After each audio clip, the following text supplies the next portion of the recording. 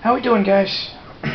So, I'm doing the video really early because I talked about how I wanted later in the week to, well, sometime soon anyways, to do a video talking about just, how to draft rather than, just talking about my draft decks. Need to clip my fingernails. Yeah, they're getting, like, all sorts of big and whatnot, and I don't feel like having fighting talents. Especially seeing how fingernails don't make for good fighting talents. They're too flimsy. Now, if they were steel, that'd be totally freaking different. That'd be awesome. I'd be cutting people's faces off. I'd make such a horrible serial killer. I wouldn't be able to keep my trap shut. Okay. So I'm doing this early. Blah, blah, blah, blah, blah. I'm also working on a constructed deck, standard constructed, that I want to play later today. It's Sunday morning right now. This is going to be my first foray into sanctioned constructed since long time. Last time I played sanctioned constructed, it was less than 3 months after Extended was announced as a new format. Not, a new Extended where stuff rotated out. I mean the original Extended. So I haven't played Sanctioned Constructed in probably over 10 years at this point, I want to say. It's been a long time. So this is going to be interesting. I looked at some recent decks that have been doing really well on Wizard's website, and I'm making a little Franken deck of my own. I'm not, copying anybody's deck, but I'm looking at other deck lists for inspiration and for an idea of what kind of opposition I'm going to be facing, It doesn't help me with my local scene, obviously, but hey, it's something. A little of this, a little of that. So, decks that I got here. Hold on a second. I need to go grab something.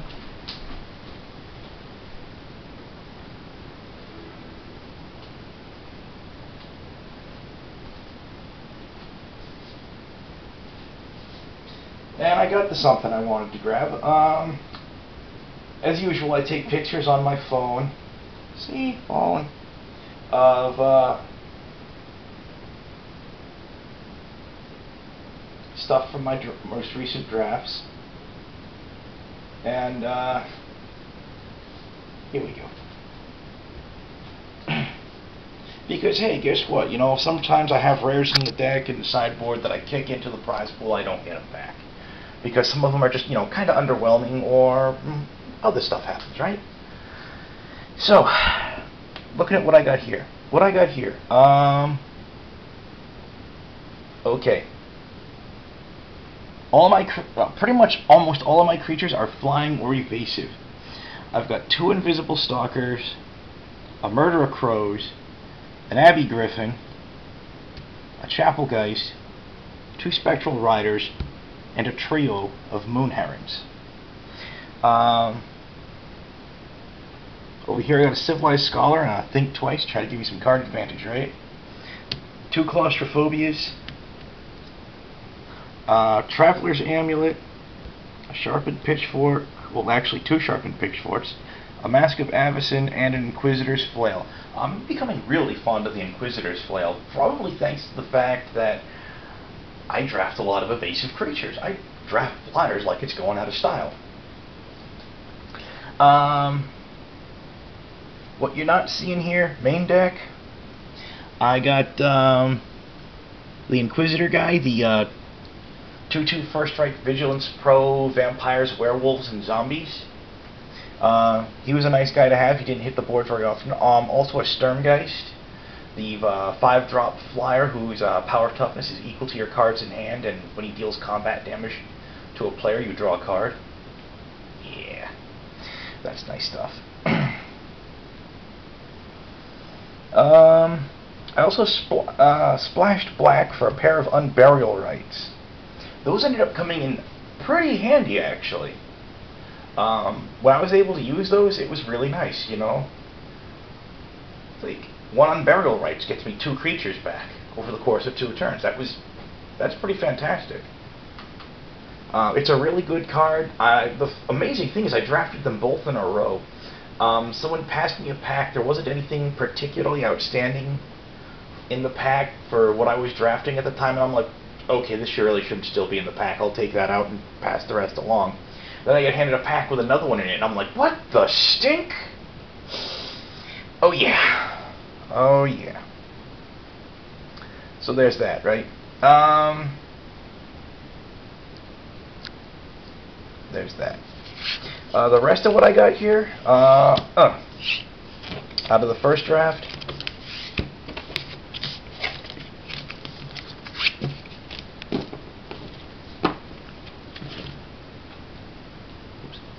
that was my keeper from draft number 1. That, my friends, a foil clifftop retreat. Yay. That's always nice. What you're not seeing in the sideboard, there was a Splinter Fright and a Nevermore in the sideboard. Wasn't even tempted to run those. Wooden Stake, didn't want to run. A Scab Goliath that I just didn't want to run. Fortress Crab, he's a good defensive card, don't get me wrong, it's just I prefer to be offensive with my decks. Call me crazy, I don't know. Curse of the Bloody Tome, a Runic Repetition that I picked up late in a pack because I know I needed one more to have a playset sitting in my stuff. Riot Devils, Feral Ridge Wolf, a Harvest Pyre. You know, if I'd gotten another removal spell, maybe I would have splashed red instead of black, though I don't really like splashing a third color either. And that's despite the fact that I ended up doing it in both drafts tonight, too. We'll get more the second draft in a moment. Maw of the Mire, it's not really a great card, though I have seen people use it to good effect. Night Terror, Corpse Lunge, Moan of the Unhallowed. I picked that up at one point where I think it was in pack 1, I wasn't sure what colors I was going into yet, and that was a really good, that was probably the best card sitting in the pack at the time, and I'm like, yeah, I don't want to pass that. Green had a pair of Orchard Spirits and a Somber Walled Spider, you know, 2 evasive creatures and anti-flying. I also picked up a One-Eyed Scarecrow.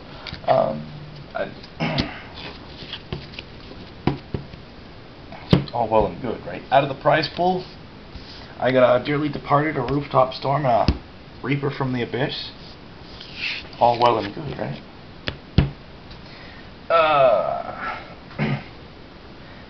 Second draft. Okay, this was some funk right here, fellas. Both my draft decks did okay. This one did better than the other one. I didn't come in first with either, unfortunately, but oh well. Now this was fun. First off, right off the bat, you can see I've got, in my 5 mana slot, I've got 5 flyers. I've got 2 Battleground Geists, a Gallows Warden, and a pair of Murderer Crows. That's saucy right there. Once I get 5 mana on the board, you know you're in trouble because I'm dropping a big flyer. A little bit of counter magic going on, a Dissipate and a Frightful Delusion.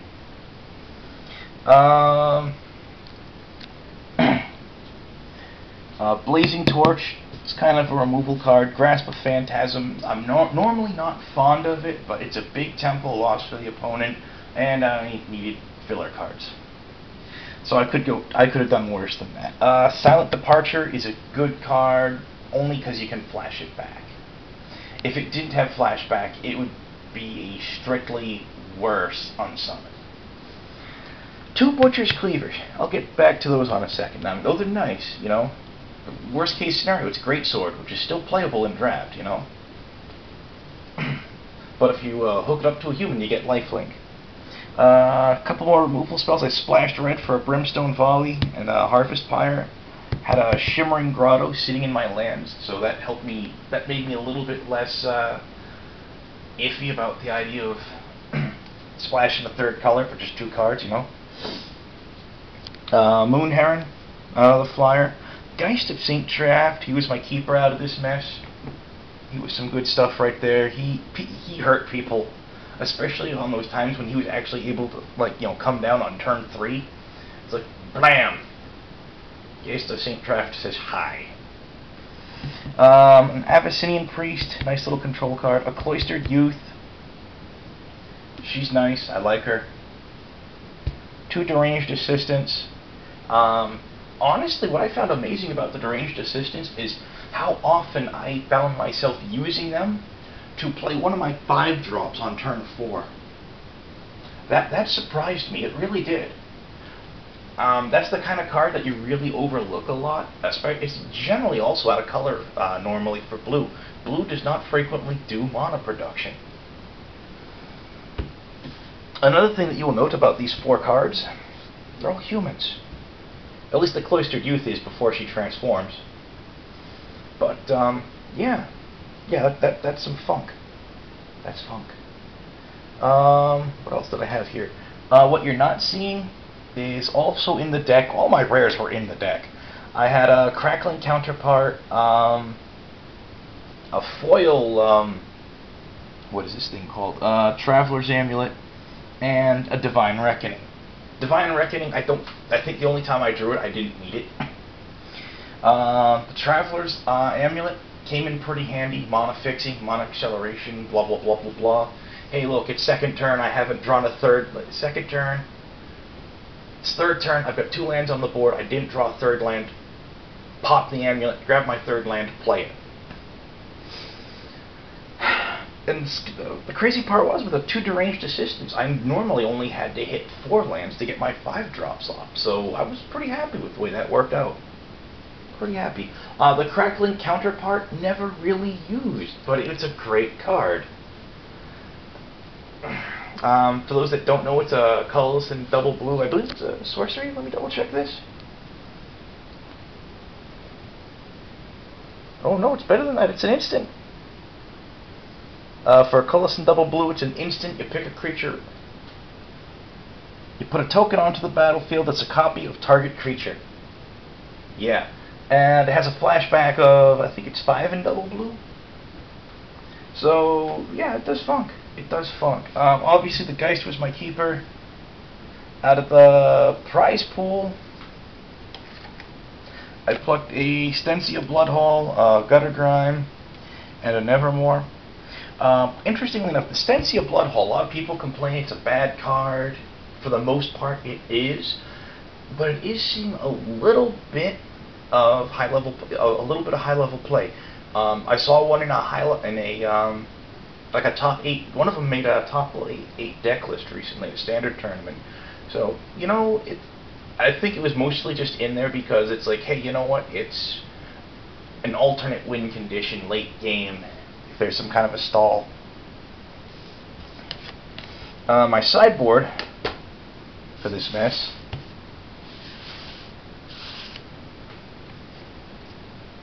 Bam. I had a makeshift Mauler, 2 of them in fact in the sideboard. Hysterical Blindness and Sensory Deprivation. Interesting thing about Hysterical Blindness, one thing I learned is that the Hysterical Blindness really is very frequently almost a blue fog. Because you're knocking down 4 points of power. That's a lot of power. You know? Wooden Stake, whoop-de-doo.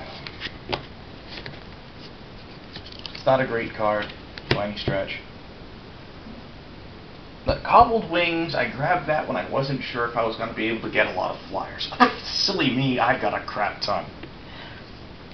Trepanation Blade just plain did not make the cut main deck, which was pretty sad, really, because it's a good card. Curse of Pierced Heart. Just wasn't good enough to splash with the other 2 red cards, you know? Disciple of Gristlebond. He's okay. He's got uses. Ghoul Razor, Rotting Fen Snake, Curse of Oblivion, I think was something I got stuck with. Skeletal Grimace, Night Terrors, a Bitter Heart Wish, a Markov Patrician. I didn't really get any decent black in there. All of it was picked up late where I was just trying to, like, deny people of filler cards, because there was nothing worthwhile for me to pick from my colors either.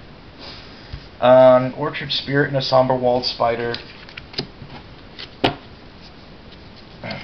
Somber Walls, usually when I pick them up, it's because I'm trying to stop people from stopping my flyers. Same thing with the One-Eyed Scarecrow, you know? Because I draft flyers heavily, and one of the things I've learned, it's really, really annoying when, like, you know, your opponent's got, like, 2 One-Eyed Scarecrows on the board, and your 3 and 4 drop flyers are swinging for 0.